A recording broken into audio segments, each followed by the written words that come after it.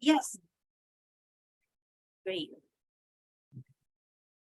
So, yeah, we'll go ahead and get started. We have a pretty packed agenda. Can everybody see my screen?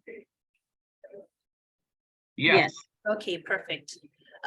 Yes, so basically we'll be presenting our different programs, and then if you have questions, feel free to enter them in the chat as we go through, and the program folks will keep an eye out and make a note of which questions are for them. Alternately, you could also just save your questions to the end, and then we'll have a chance to unmute people and have your questions answered. Kim, you might have seen Kim is recording this training, so you can use it as a reference material. And then also we'll be emailing a copy of the slides to Kim after the presentation is over. So feel free to just enjoy the presentation and not feel like you have to scribble down all the notes. So for the agenda today, we're going to give you an overview about the Human Services Agency and provide training on our 4 main public benefit programs. Those are CalWORKS, CalFresh, CAAP, and Medi-Cal. And then we'll have the Q&A after. Actually, we also have WIC joining us. So before the Q&A, Janice Lee from WIC will be presenting, and then we'll go into the Q&A.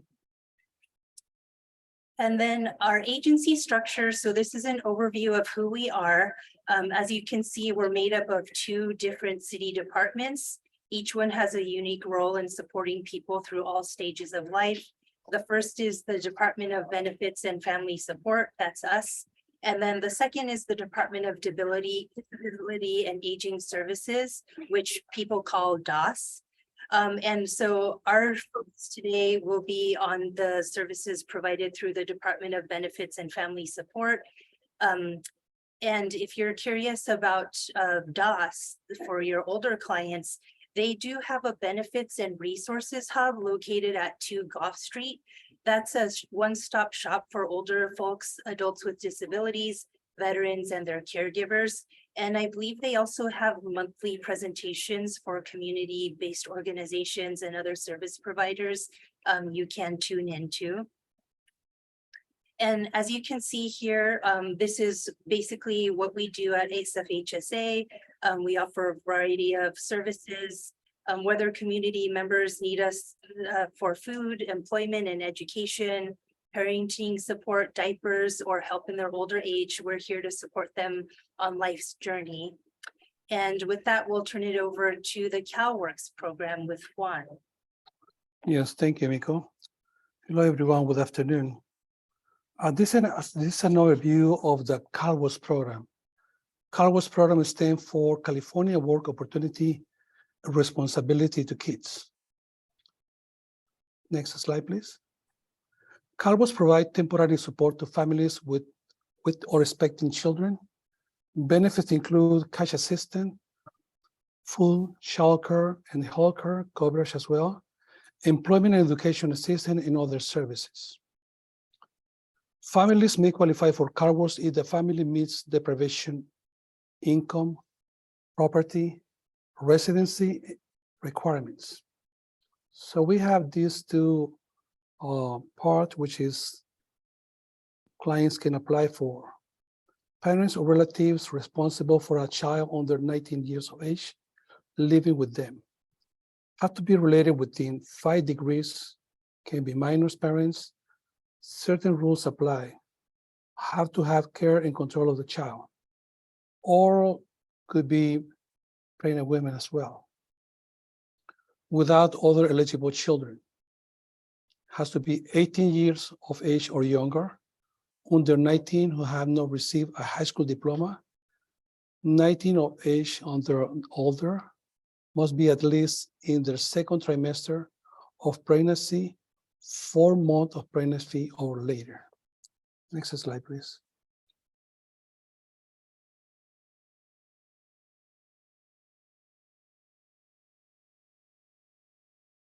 There are some eligibility requirements for this CalWORKS program. As I mentioned before, proof of residency, such as written self-declaration, proof of income, resources, and expenses. Valid ID or temporary waivers are available as well. Birth certificate of children if not in file yet. Citizenship or immigration status documentation. Proof of deprivation, pregnant or has minor children, social security number.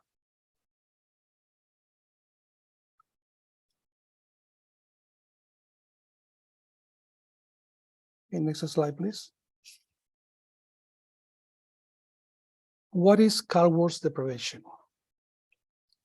To qualify under this deprivation, a child 0 to 18 years old in the household must meet one of the following factors. I have it in my order, but you will see it in different order right there.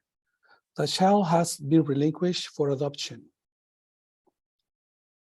Why should go with the slides? The primary wage earner parent is unemployed, working less than 100 hours in 28 days. Either parent is physically or mentally disabled. The child has been relinquished for adoption, or either parent is deceased. Either parent is absent from the child's home. If the parent is absent from the child's home, district attorney cooperation is required for this parent. Also, just to let you know, we collect clients' sponsor information for this program with the form GA45S, but just for our records. Next slide, please.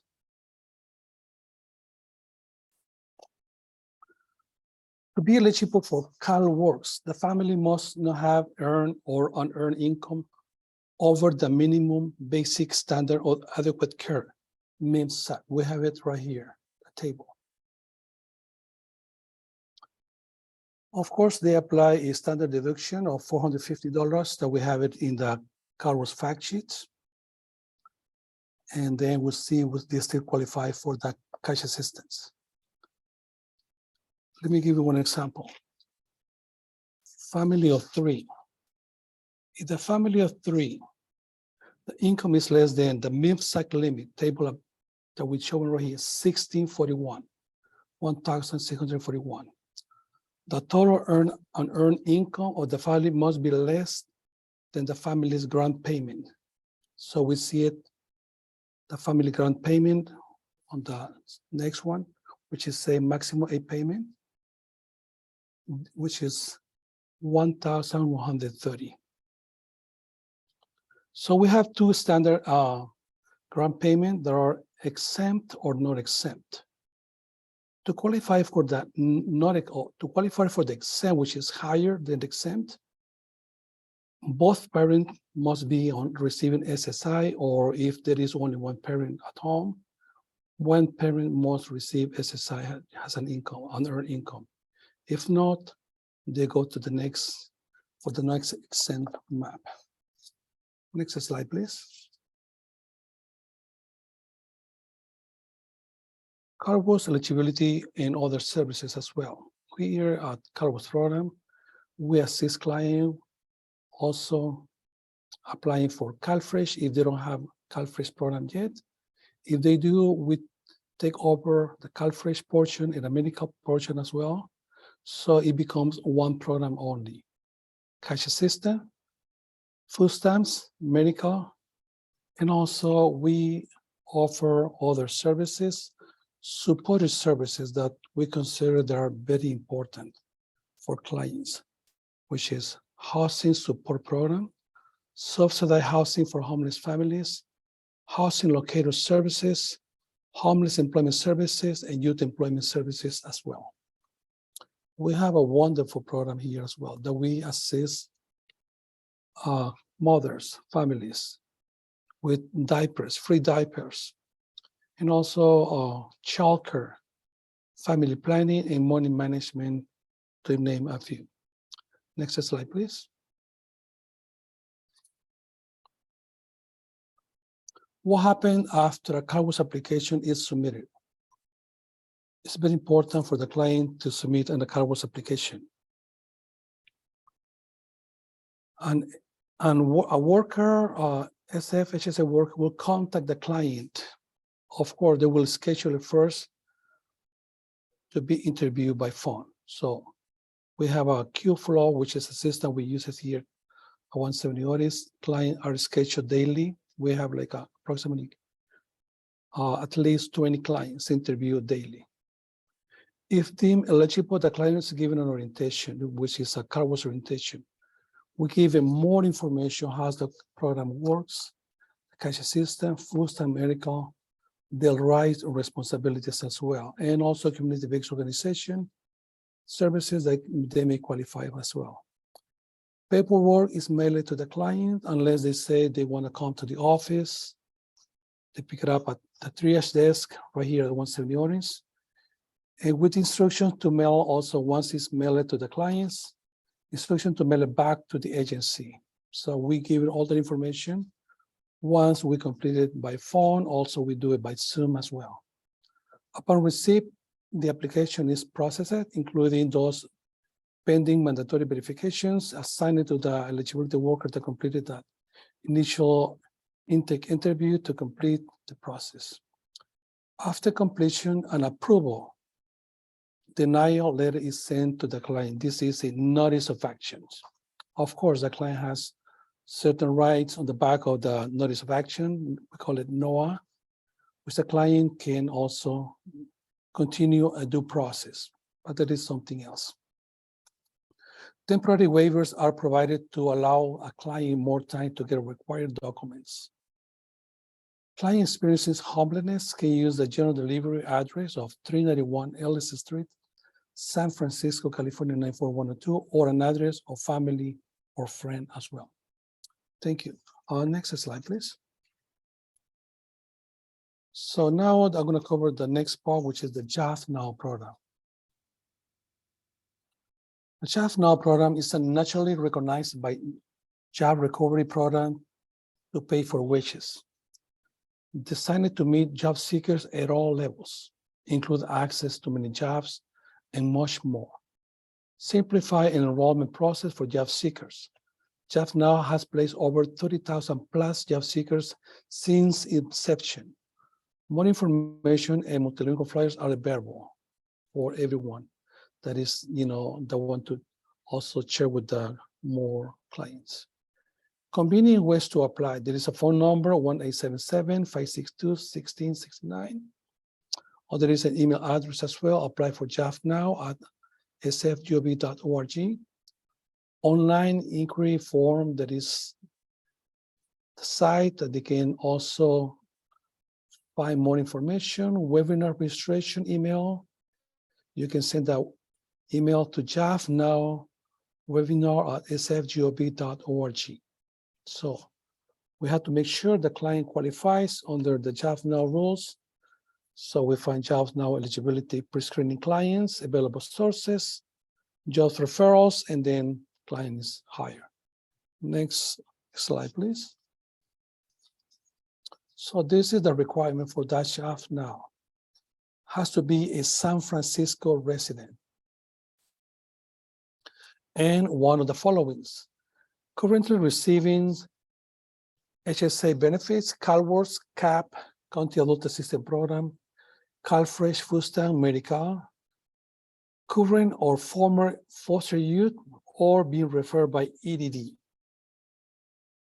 Also, let me also specify that undocumented CalWORKS clients, they're receiving only benefits for the children. They themselves, they don't receive no benefits, just medical, I believe, for emergency cases. So these CalWORKS clients are not eligible for this program, for the JAF Now program, unfortunately. Instead, they can participate in the income generation program, which is the immigrant self-sufficiency program. They can call us or they can come to 170 Otis so we can give more information for these participants. So currently we are also working together with the Arriba Juntos and Meta for this very good program, immigrant self-sufficiency program. Thank you. Next slide, please. All right, thank you so much for your time.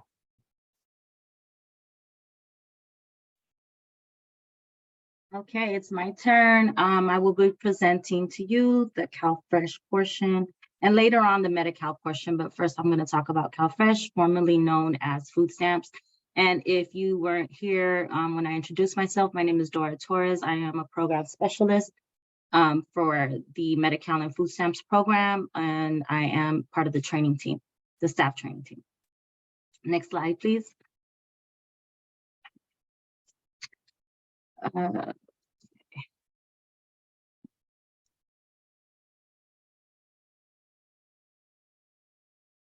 I'm trying to follow along, sorry. One moment. Okay, so CalFresh is California Supplemental Nutrition Assistance Program. It's known as SNAP. It provides monthly food benefits for individuals, families, and with low income. CalFresh is the largest food assistance program in California, and it aims to reduce hunger and improve access to nutritious and affordable food.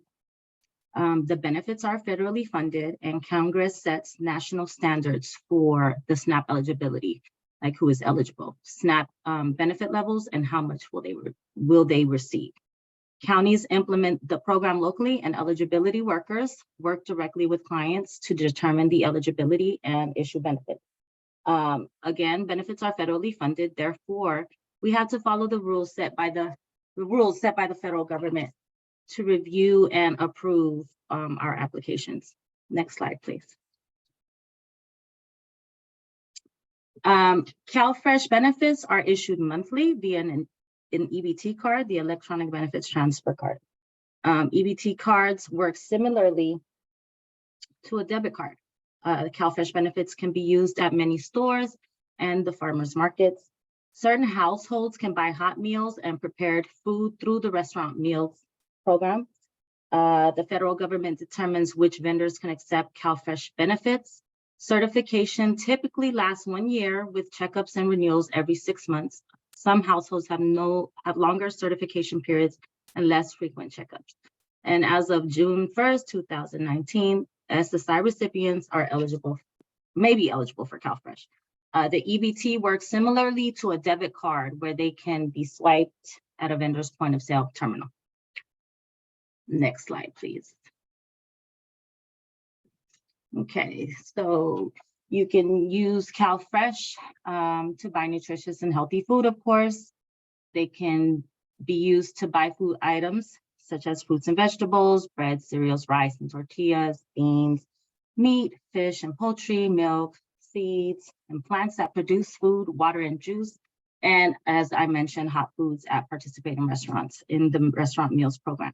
And most, if not all, of the households eligible for the restaurant meals programs are the households that are blind, disabled, homeless, or elderly aged 60 and over. You cannot buy used or buy non-food items such as alcohol, tobacco, and cigarettes, non-food items like pet food, toilet paper, diapers, soap, vitamins, and medication.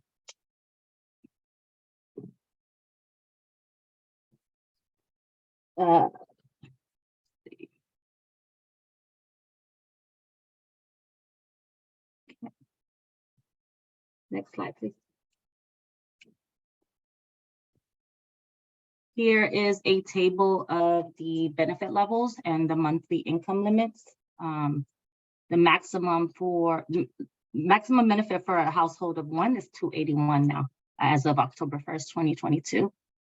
And to initially be eligible for CalFresh, you would look at the gross income of 200% FPL, which is for the household of one is $2,266. So initially, that's the first income amount that would potentially make a person eligible if they earn under that amount. Next slide, please. Okay, so the basic eligibility factors, we will ask about income, age and disability status, citizenship and social security number. U.S. citizens and certain documented non-citizen categories are eligible. We ask for expenses, and that's used to decrease income counted toward determining your benefit level. We also ask for the household composition and the resource test, which most households do not have a resource limit test. But for the ones that do, it's $2,750 and $4,250 for the elderly disabled households, income at or above 200% FPL. The income is earned versus unearned. Those are the two types. And then there are special rules for certain populations, such as students. And I will go over those in a few slides. Next slide, please.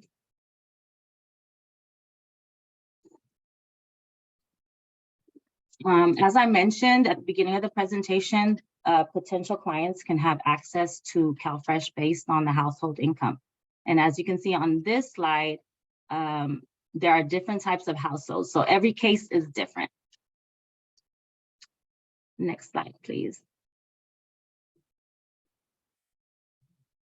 Okay, a household definition is an individual, could be an individual living alone, a group of people who live together and normally purchase and prepare food together. Household members do not need to be related, and there could be more than one household at one address.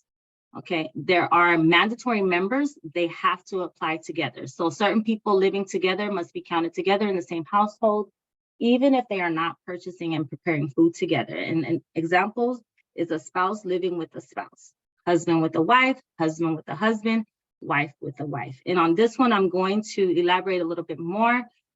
Sometimes there are husbands and wives who are not together, but they have the same address. For CalFresh, they're considered together. So if they have the same address, they have to apply together. I just wanted to touch on that. And parents living with their children, the child needs to be 21 years old or younger. So if a 21-year-old applies for CalFresh and says, oh, I'm separate from my parents, that doesn't happen either. They're considered a mandatory household member, and they have to apply with their parents until they're age 22. Next slide. So as I previously mentioned, the types of income, earned income, it includes money a household earns from a job or self-employment. Unearned income is money a household receives from like Social Security, unemployment, pensions, investments, etc. Money that they don't work for. Expenses and deductions we consider in the budget. Shelter and utility expenses could be rent, mortgage, heating and cooling, which is like PG&E, telephone, etc. Some households we can consider medical expenses, most out-of-pocket medical expenses for individuals who are elderly or disabled, and also dependent care expenses if necessary for someone to accept or continue to seek employment, attend school, or training. So as I mentioned earlier, there are special rules for certain populations. For example, students. Next slide.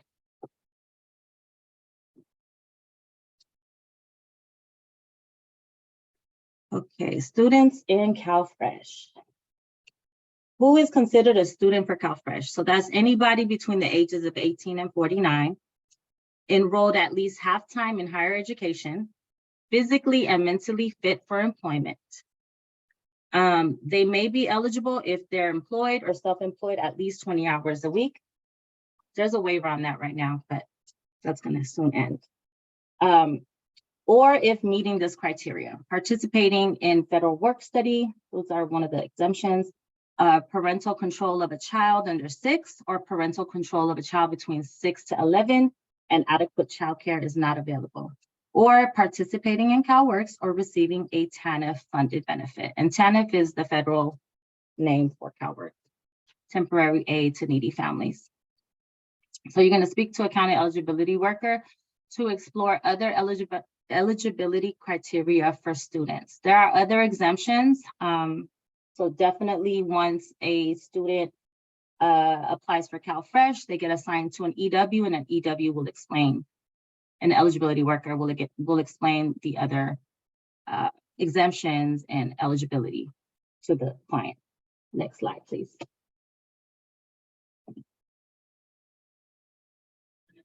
So, okay, this is the CalFresh application timeline.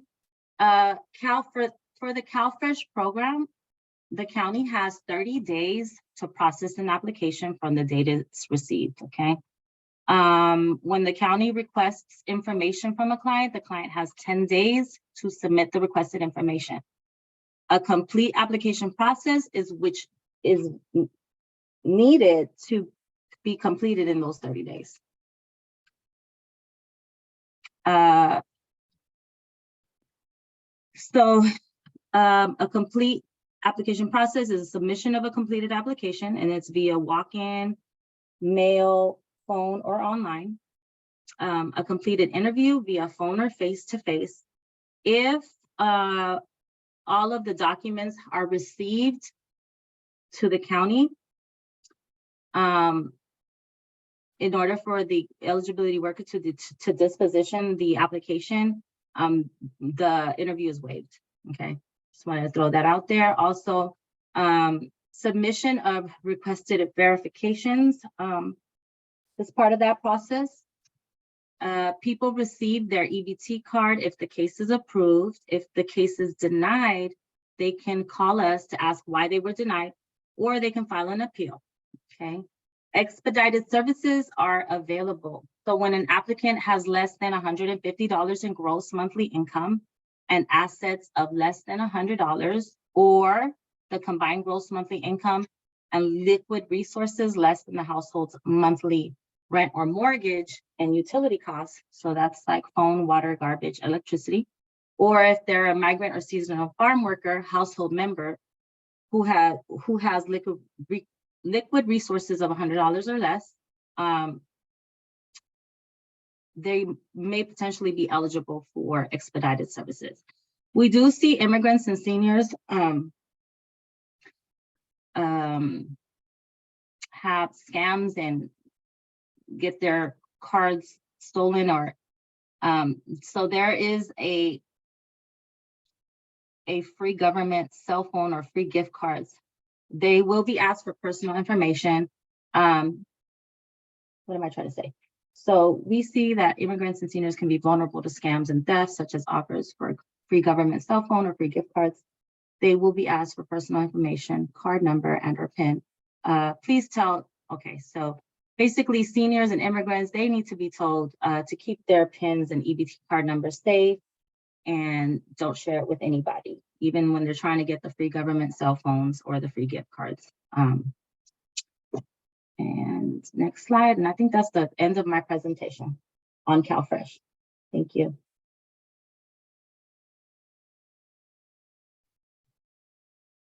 All right, thank you.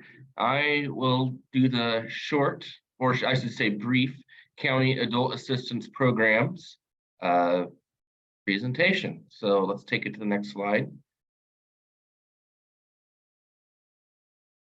All right, so the County Adult Assistance Programs, and notice that it's plural because we have several programs underneath our umbrella. CAAP provides cash assistance and employment services to low-income single adults without dependent children, including those who cannot work, as well as immigrants and refugees included. So the main thing about CAAP to remember is that it's for adults. And here it says single adults, but actually they can be married, but they just can't have dependent children. All right, can we move on to the next slide, please? Okay, so they can get up to $687 per month. Opportunities for shelter and supportive housing placement if unhoused. Application support for disability benefits such as SSI and CAAP by on-site managers. Mental health services. Access to jobs through the Jobs Now program. Training programs to gain work skills and experience, and assistance for transportation, workplace training, uniforms, and employment needs. So here it says cash benefit up to $687. So it depends on if a client is housed or unhoused, and if they are on general assistance or pays. So we have several programs within CAAP. So it just depends what each individual client can be on. As far as shelter, anybody who applies, excuse me, is eligible to be put into a CAAP shelter bed. And then once their application is either denied or not denied, then we will communicate with the shelter whether they can continue having a shelter bed that's under CAAP. Usually all that means is we just have to move them from one bed to another because It's just the allocation for HSH. SSI is a big program for us for advocacy. So that's one of the programs. I said there's several. And a lot of our clients, I would say almost half of them are unemployable, and then half of those are seeking SSI. So that's a big portion of our clients. Mental health services is done through RAMS. Access to jobs is done through Jobs Now, WDD, very much like CalWORKS. And the same thing with the training programs. And then the assistance for transportation workplace, that's really done through WDD. We don't really actually do that, but a CAP client would be eligible for that, being part of CAP. All right, any questions so far?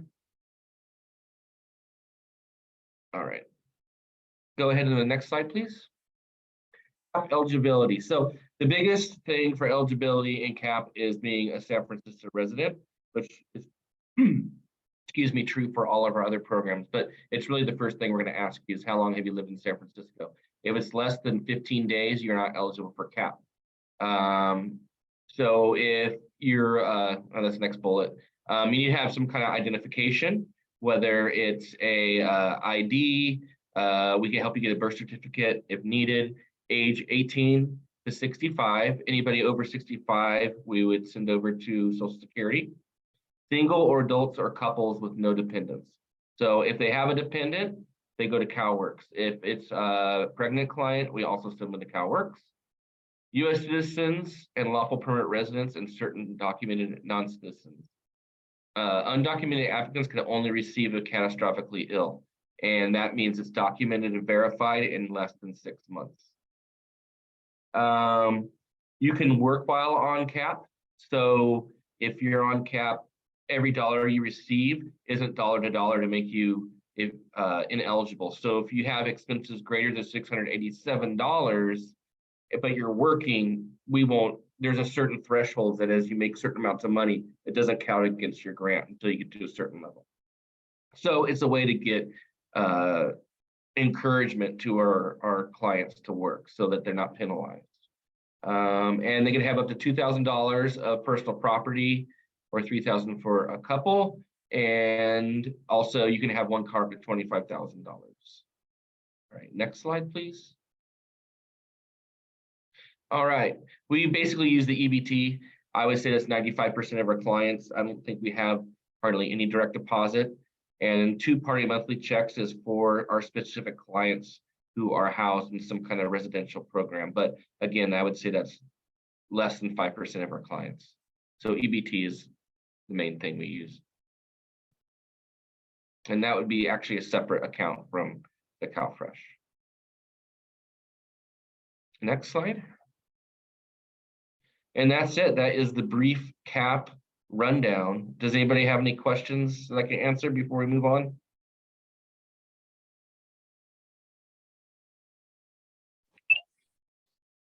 Can you repeat what you said about not having expenses greater than 687 and working? So it's kind of complicated. So when you start working and you're earning a paycheck, they will not count dollar for dollar. So the first, I believe, $200 is basically not counted at all towards your grant. And then as you go up the ladders, it counts more and more, and it's kind of graduated. So the more you earn, so maybe, and I don't know the exact, but say the next, between $200 and $300, they only count 30 cents per dollar against your grant. And so, and then once you get over a certain threshold, then it gets to be dollar per dollar. I think once you get over $1,000, I start saying, okay, well, so it's a little bit complicated. There's a whole chart that they have, but it's called the Earned Income Disregard Program. So you can earn certain amounts of money without having it count against your cash grant. Does that make sense? Yeah, that's helpful. Thanks. Sure, no problem. Anything else?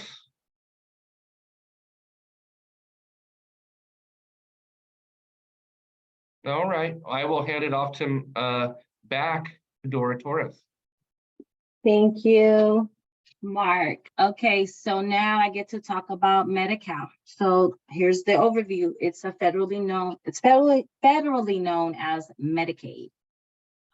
Medi-Cal provides essential healthcare services that include medical, dental, long-term care, substance abuse, and mental health.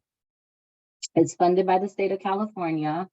That's why it's called Medi-Cal. We put our name on it, and the federal government. It's available to low-income adults, children, seniors, pregnant women, and persons with disabilities. And it's free for most, but some may have to pay a small monthly premium or have a share cost.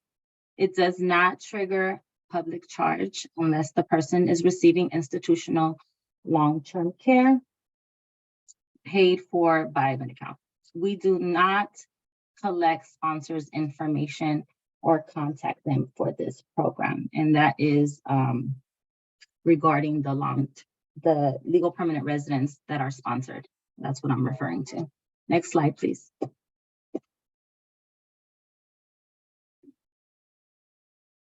Okay. Medical services. The Medi-Cal covers a core set of services, and it includes doctor visits, hospital care, and pregnancy-related services, as well as nursing home care for individuals age 21 or older. And here is a list of the essential health benefits that are included, and that is outpatient, ER services, inpatient services, maternity and newborn care, mental health and substance use disorder services, behavioral health treatment, prescription drugs, rehab services, laboratory services, preventative and wellness services, and pediatric services, dental care. Also, vision services and speech therapy are generally available only to children and youths under age 21, but certain adults and pregnant women are also eligible for these services. And dental services are available to all adults. Just wanted to reiterate that. Next slide, please. Okay, the basic eligibility for Medi-Cal. To determine which program you qualify for, we will ask for the following information. And when I say which program, there are many Medi-Cal programs. And I'm going to touch on that later on. But the basic eligibility is we ask for income and your tax filing status.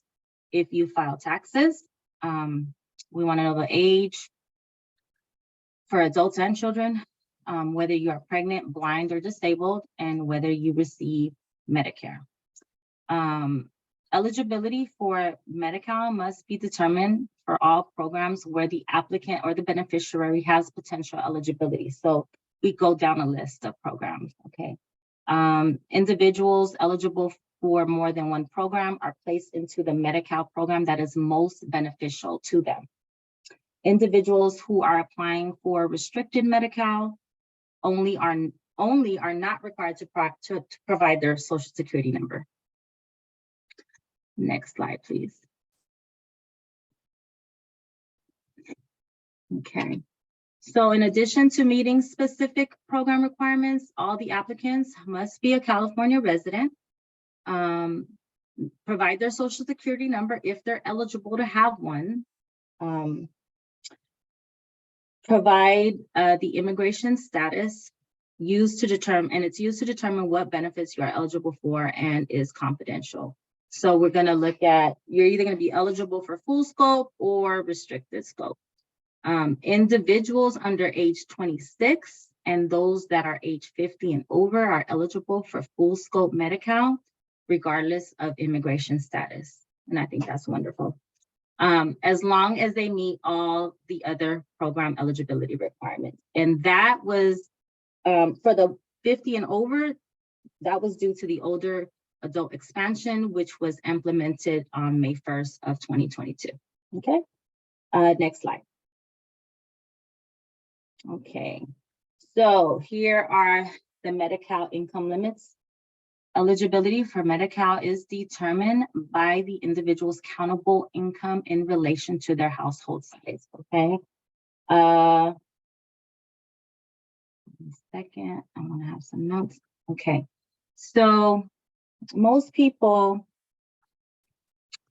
would be screened for, if you're not disabled, if you're not aged, would be screened for the 138% FPL line, okay? The numbers on the top are the household size, and those would be the initial income limits for adults. And then for children, if you go down to the bottom, it's 266% of the FPL. So a lot of times the parents are not eligible, but the children may be eligible. I just want to throw that out there. So in the same household, there's different FPL limits, okay? Unlike the type of Medi-Cal that is for the disabled and the aged, this type of Medi-Cal, there is no share cost, okay? If the individual is over their corresponding income limit, the individual will be denied, okay?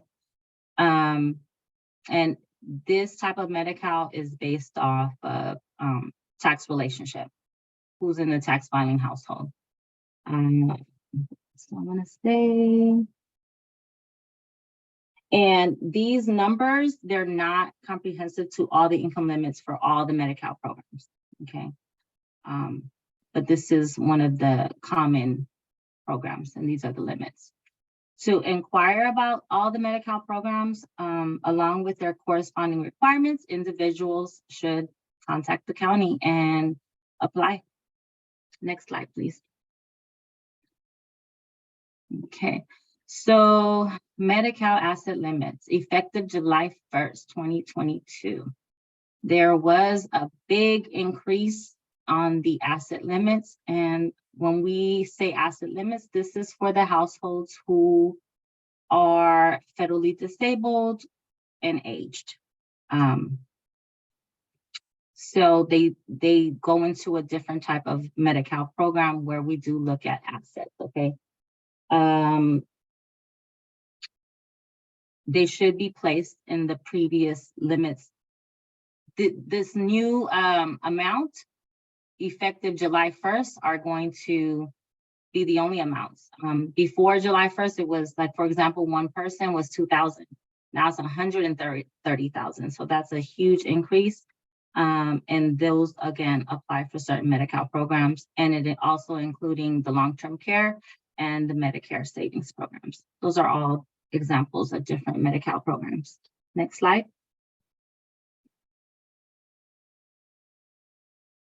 Okay, and so for those that are not eligible for Medi-Cal, we automatically evaluate their eligibility for programs that have a monthly premium cost, such as MCAP, which is the Medi-Cal Access Program that provides coverage for pregnant women and MCAP-linked infants. Also, the County Children's Health Insurance Program, CCHIP, provides coverage for children who are not eligible for Medi-Cal. And Covered California, also known as Obamacare, which is healthcare reform programs in California. Covered California provides premium tax credits and cost sharing reduction assistance to help pay for private insurance purchased through the Covered California Marketplace. Next slide, please. Okay, so we have a variety of ways that people can apply for benefits. Because of the variety of programs we offer and the size of our agency, we have multiple facilities as shown in this slide, and where community members can call or come in to apply for benefits, okay? At 170 Otis, people can apply for CalWORKS, okay? At 1235 Mission Street office, you can apply for CalFresh, Medi-Cal, and the CAAP program. At 1440 Harrison Street office, you can apply for CalFresh and Medi-Cal. At 3120 Mission, it's for Jobs Now and Income Generation Program. That's the self-sufficiency program. And at 2 Golf is specifically for older people and adults with disability, okay? And the hours are right there, Monday through Friday, 8 to 5. And that's it. I believe next slide, yes. Are there any questions for Medi-Cal? And I guess I'll hand it back to you, Michael.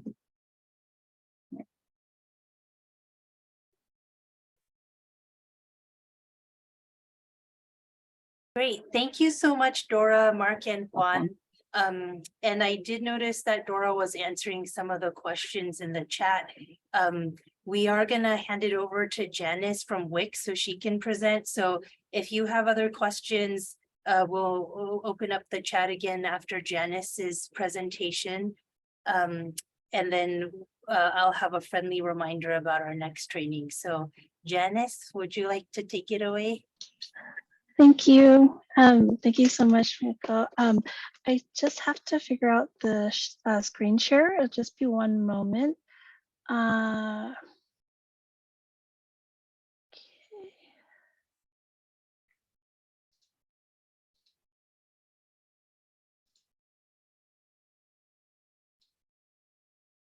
All right. Are you able to see my screen? Yes. Okay, perfect. Okay.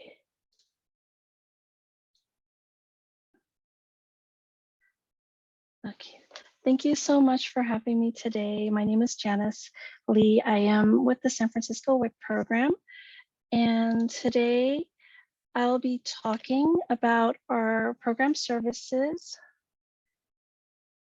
I'm sorry, do you see the notes also, or the notes page, or just the slides? Well, I see the notes page. You can see the notes. Okay, let me see if I can. Okay, maybe I'll just do it this way. Is that okay if I just do it this way? Sure. Okay.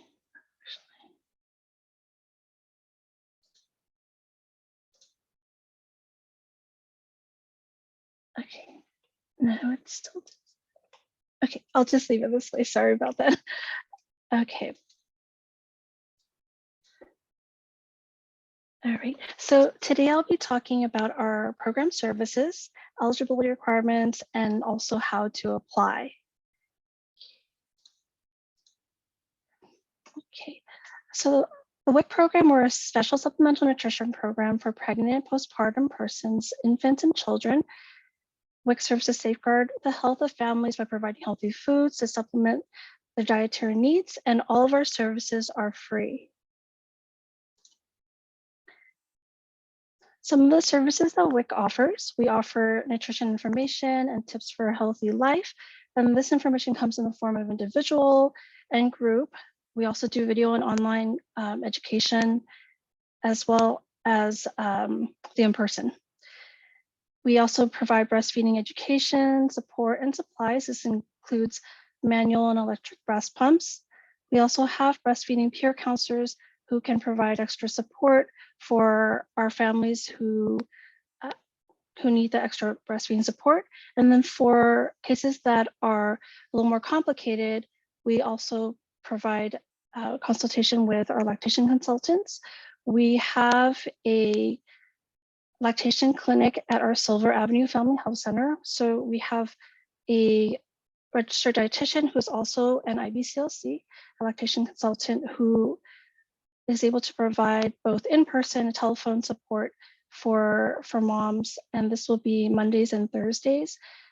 So either in person at our Silver Avenue Family Health Center office or by telephone.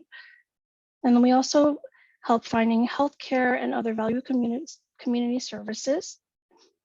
And we oftentimes refer families to Medi-Cal, CalFresh, CalWORKS, if they're not already connected. And we also provide a WIC card to help with purchasing healthy foods on a monthly basis. Okay, so the foods that WIC offers, for the most part for pregnant, postpartum, and children, the foods are pretty similar. That includes fruits and vegetables, whole grains, milk, and this includes soy milk for non-dairy option and lactose-free milk for those who are lactose intolerant. We also provide cheese or tofu, or tofu, yogurt, eggs, 100% fruit juice, breakfast cereals, and beans, lentils, peas, and peanut butter. And the canned fish is for our fully breastfeeding participants. The foods that are offered for infants for Age 0 to 6 months, for exclusively breastfed infants, mom gets the additional foods. They get extra milk, they get the canned fish and some additional items. And for infants who are either fully formula fed or mostly formula fed, we have infant formula as an option. And we also provide therapeutic formula for infants who need formula for a milk allergy or specific formula for growth.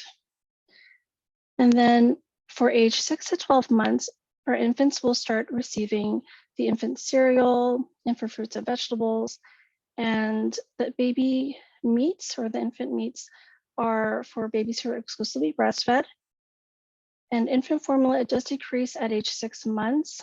So for a family who's receiving the full amount of formula, which at age 4 and 5 months is 10 cans, at age 6 months, it will be reduced to 7 cans with the introduction of the solid foods.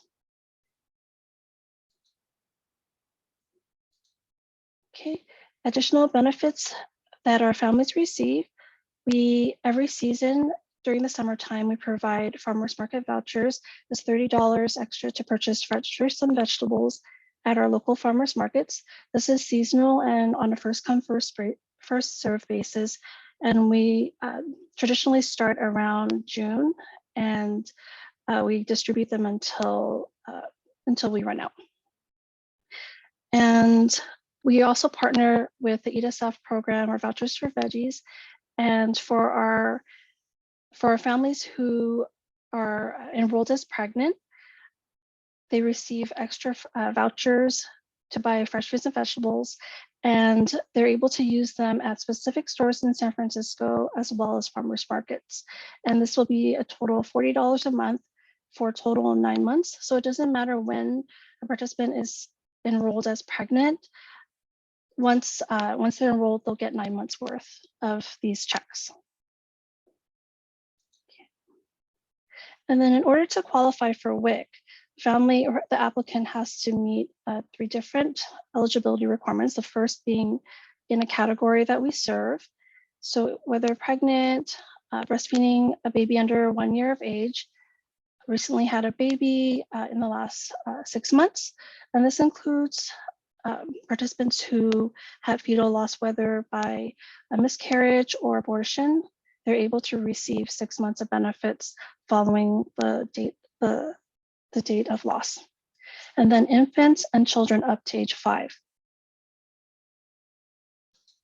The second criteria would be to meet our federal income guidelines or receive Medi-Cal, CalFresh, or CalWORKS.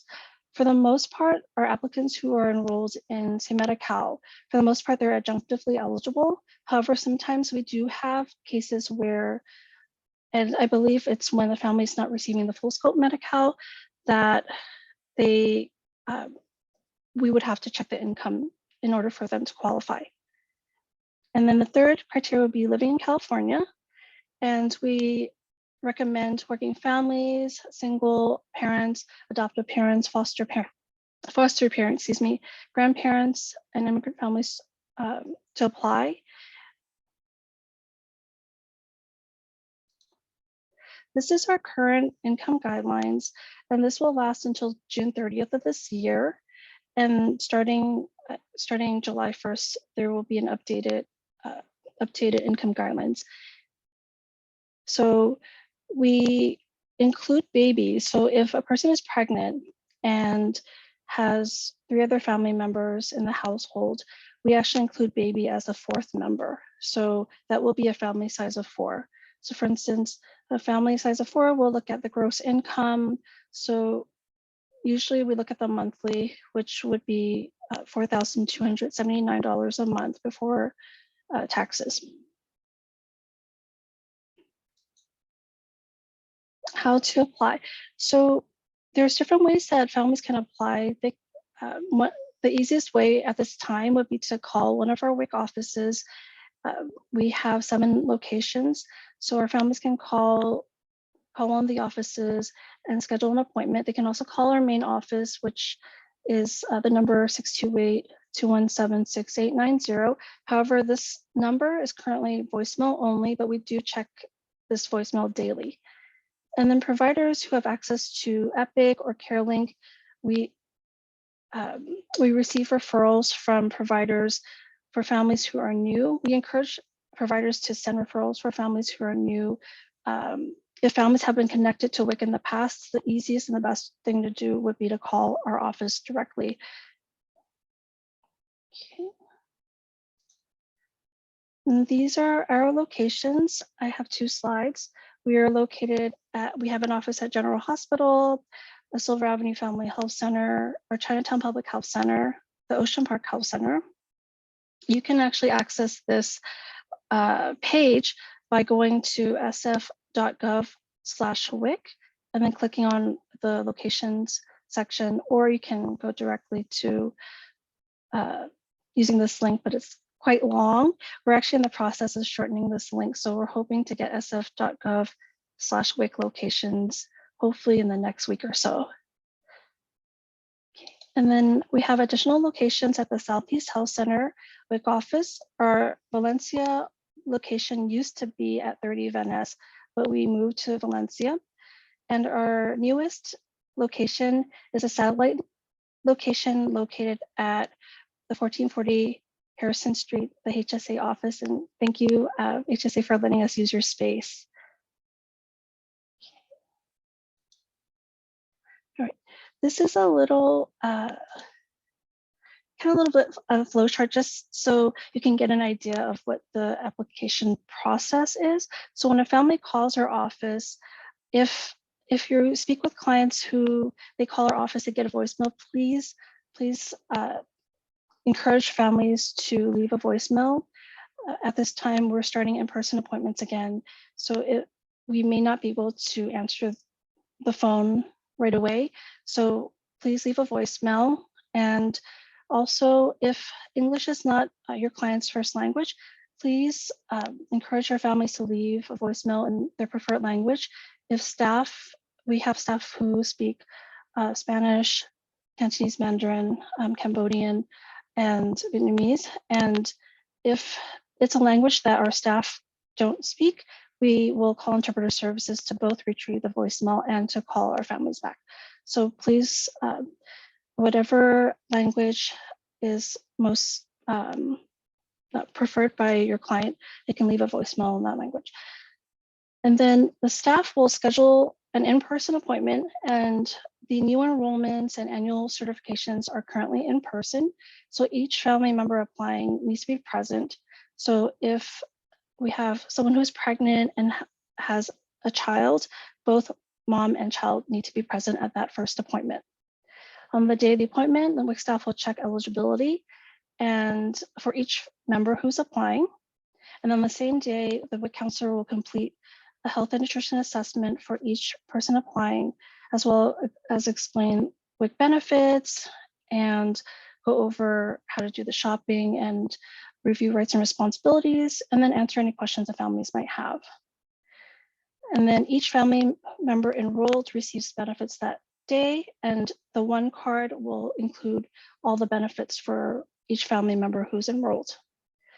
And finally, a future appointment is scheduled, whether it's a phone, video, online self-learning, or in-person appointment, that'll be scheduled on the day of that appointment.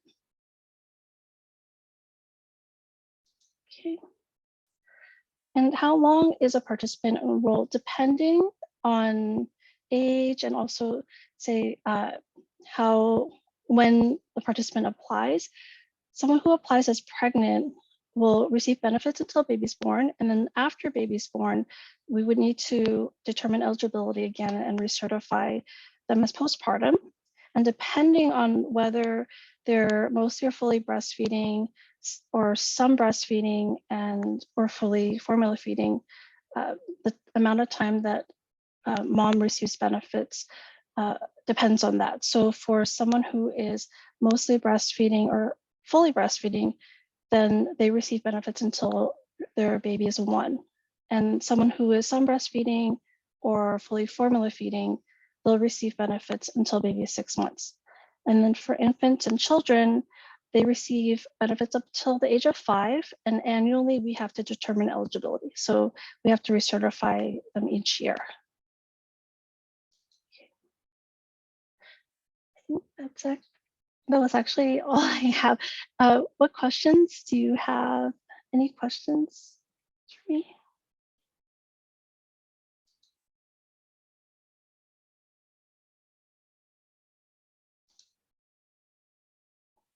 Just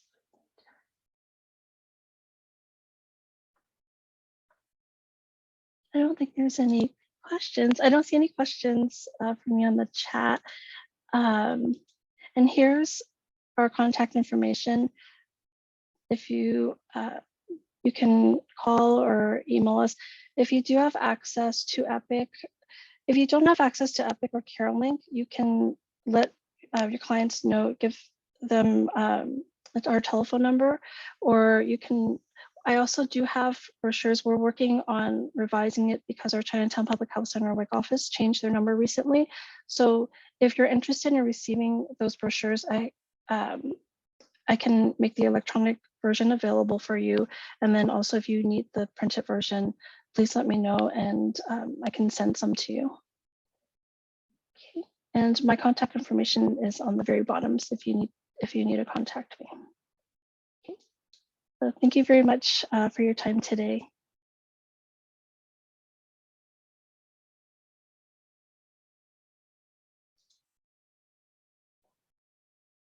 Thanks, Janice. Thank you. So we have some time for questions and answers. I know that there's a lot of question answers happening in our chat too for Dora and Odia. Do you want to unmute yourself and answer them for everybody?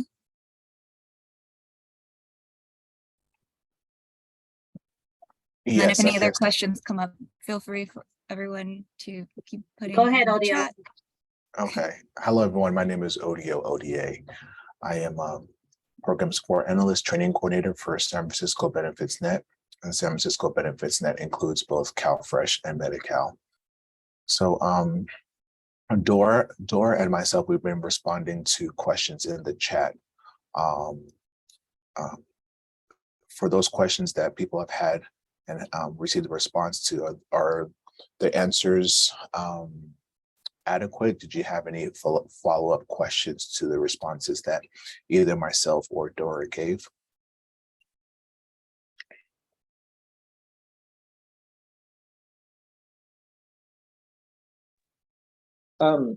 Yes, thank you. I had the question about the CalFresh allotment being way lower, and the explanation is that the COVID emergency spending did not get renewed this year. So the understanding is then that people that are left with very low compensation are those, I'm guessing those were people that wouldn't have previously qualified for that level of benefit. And now that the rules are stricter again, they're just, people that might just not even be part of, might not just, be part of the program anymore in that $23, because, it is very low. So it didn't seem like it matched the minimum benefit that a person that applied before the pandemic would get, I guess. Yeah, so I'm just confirming that is sort of the case. I know there's probably some more nuance. Yeah, there's some nuance to that. I kind of would have to push back on the $23 that was mentioned, the $23 benefit that was mentioned in the article. I would have to push back on that because I don't think a majority of our clients would receive that little. But with the emergency allotment going away, clients will now be going back to what they were regularly receiving before the emergency allotments were introduced. So although clients' benefits are decreasing, they're decreasing back to, for lack of a better term, they're decreasing back to normal. Just like as our society is kind of getting back to normal with certain things, the public assistance benefits are also reflecting those changes in in time as well. So, so the emergency allotment, again, was just an extra benefit on top of what clients were already receiving. It's going away. So clients will be receiving what they would regularly be receiving. And it's, there are various amounts, and those various amounts are dependent on a client's income situation and expenses situation. So, you know, some clients may receive $23, some clients may receive more. It's very nuanced, and it's on a case-by-case basis. Thank you. You're welcome. I think there's another question in the chat. I think it's about what programs does 170 Otis take Okay. applications for? I know that I stated it was CalWORKS. CalWORKS, yeah. But I think it's and possibly more. I sent a message to Juan. I don't think he saw it yet. Okay. Since he presented for CalWORKS. Okay. Yes, let me explain that.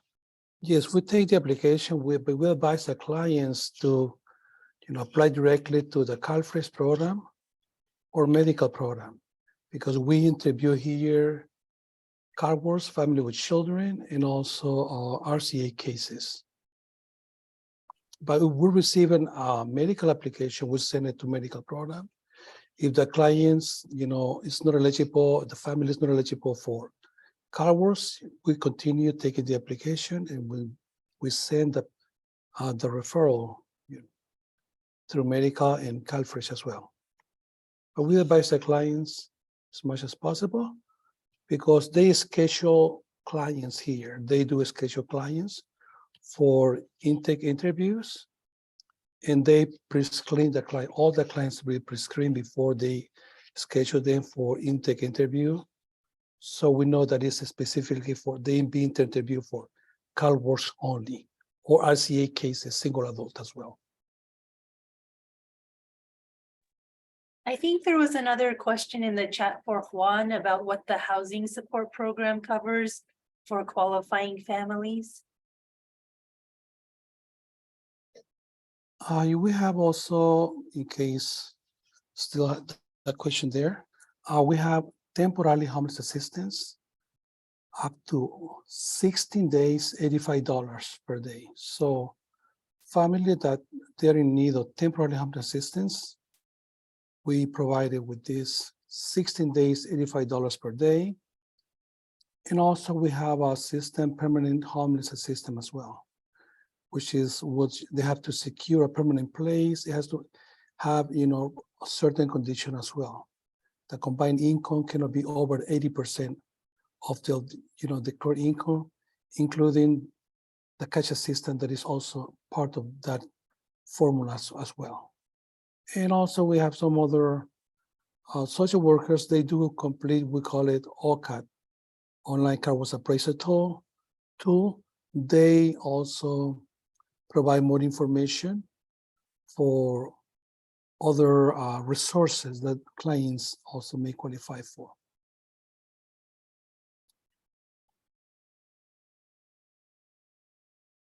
Okay, thank you, Juan. Yes, I think you're welcome.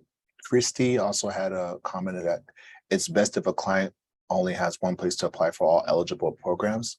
Yeah, we understand that, but at this time, each of our buildings, serve different programs. So I think that's something that our management team, upper management team, is looking to do.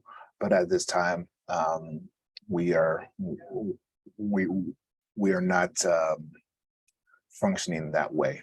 But a client can apply for all programs using a My Benefits CalWin, where they can apply for CalFresh, Medi-Cal, CalFresh, Medi-Cal, and CalWORKS, and receive and apply for benefits that way. All right. Are there any other questions that were not posed, that were not placed in the chat that people would like to ask? You can post your additional questions in the chat, or you can unmute yourself and ask away.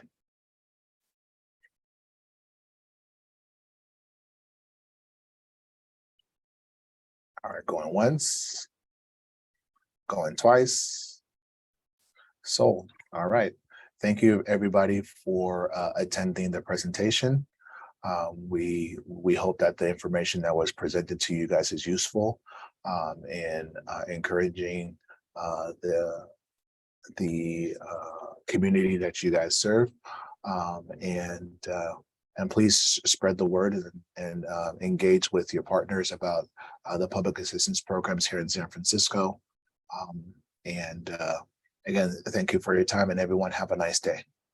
And just one other reminder too, for folks, we will be back on Thursday, March 9th at 9 a.m. If you're curious about learning about the two systems you can use to help clients apply for benefits as a CBO, and then also the system that will allow you to see limited case and application information on behalf of your clients. We'll be ready to give you a little walkthrough of that and also answer questions about that and the SFHSA partnership tiers we have. So looking forward to seeing some of you there. All right, thanks, Nico, and everyone from HSA, as well as Janice from WIC.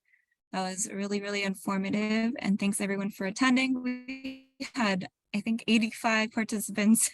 So thank you, everyone. We'll send out the recording as well as the presentations. And we did see the note about updating the slides. So thank you, everybody. I hope you have a great rest of your day, and hopefully we'll see you next in 2 weeks as well. Thanks. Thanks, Kim. Bye, everyone. Bye, everybody. Bye, everybody. Thanks. Thanks. Bye.